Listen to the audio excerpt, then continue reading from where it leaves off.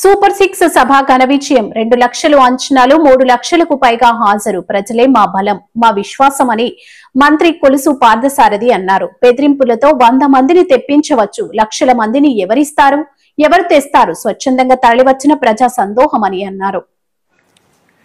దాన్ని చూసి సహించలేని జగన్మోహన్ రెడ్డి గారు తన బాధనంతా కూడా సాక్షి పత్రిక ద్వారా వెలగక్కారని చెప్పేసి మనం చేస్తామని నేను ఒక రాజకీయ పక్షానికి నాయకత్వం వహిస్తూ 5 సంవత్సరాలు ముఖ్యమంత్రిగా చేసి ఆయన వాడే పదజాలం కానివ్వండి, భాష కానివ్వండి చూస్తే అతి జుగుప్సాకరంగా ఉందని చెప్పేసి నేను భావిస్తామని నేను. సరే, ప్రభుత్వం మీద విమర్శలు చేయటం సర్వసాధారణం, ప్రతిపక్షం తప్పకుండా విమర్శలు చేస్తుంది, దాని మీద అధికార పక్షం తాము చేసిన మంచి కార్యక్రమాలు ఏంటో ప్రజలకు తెలియజేస్తుంది. కానీ చంద్రబాబు ఏదైనా బావిలో దూకి చావాలి, ఇదంతా ఏంటంటే ఆయన దిగజారుడు రాజకీయాలు, తన మీద తాను నమ్మకం కోల్పోతున్న పరిస్థితికి అద్దం పడుతుందని చెప్పేసి నేను చాలా స్పష్టంగా చెప్తా ఉన్నాను. నేను చాలామంది ముఖ్యమంత్రులు, చాలామంది ప్రతిపక్ష నాయకులు ఈ రాష్ట్రంలో చూశాం, కానీ ఇంత దిగజారి భాషాజాలం వాడిన వారిని మాత్రం మొట్టమొదటిగా వీరినే చూస్తుందని చెప్పేసి మనం చేస్తామని.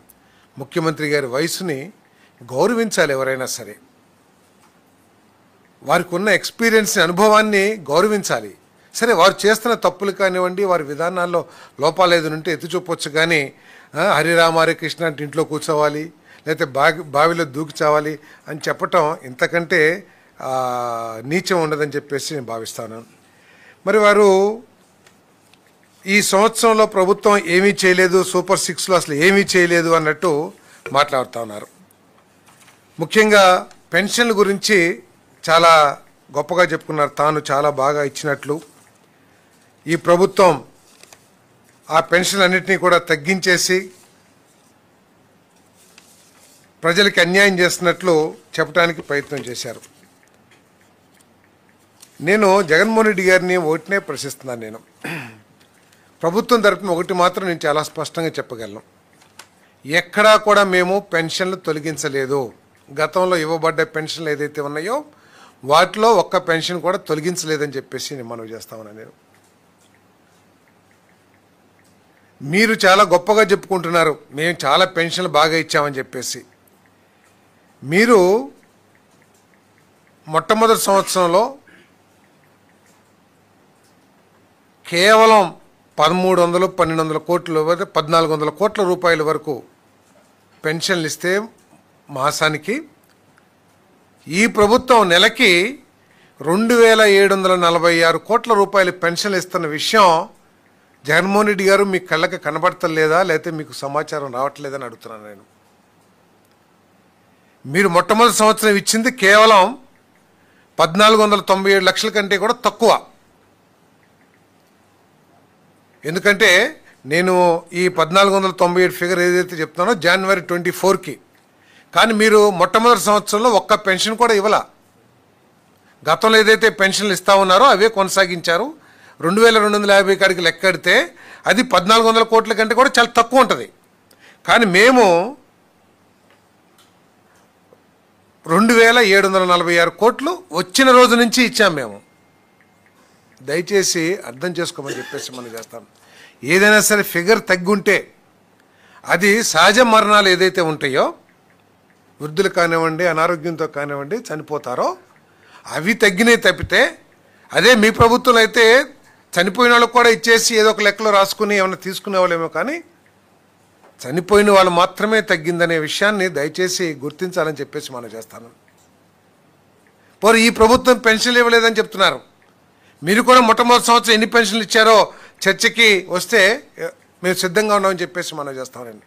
మేము మొట్టమొదటి సంవత్సరంలోనే ఎవరైతే వితంతువులు ఉంటారో, భర్తను కోల్పోయి పెన్షన్ పొందుతూ భర్తను కోల్పోయిన వాళ్ళు ఎవరైతే ఉంటారో వాళ్ళకి వెంటనే పెన్షన్ ఇచ్చే కార్యక్రమం చేస్తున్నాం. దాదాపు 1,20,000 మందికి అటువంటి పెన్షన్లు కూడా ఇవ్వటం జరిగిందని చెప్పేసి నేను ఈ సందర్భంగా నేను మనవి చేస్తా ఉన్నాను.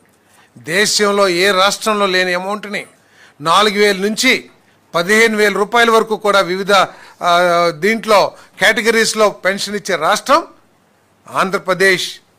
కూటమి ప్రభుత్వం, ముఖ్యమంత్రి చంద్రబాబు నాయుడు గారు అనే విషయాన్ని జగన్మోహన్ రెడ్డి గారు గుర్తించాలని చెప్పేసి నేను మనవి చేస్తాను.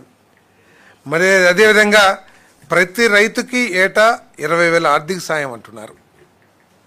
మేము ఇవ్వలేదా?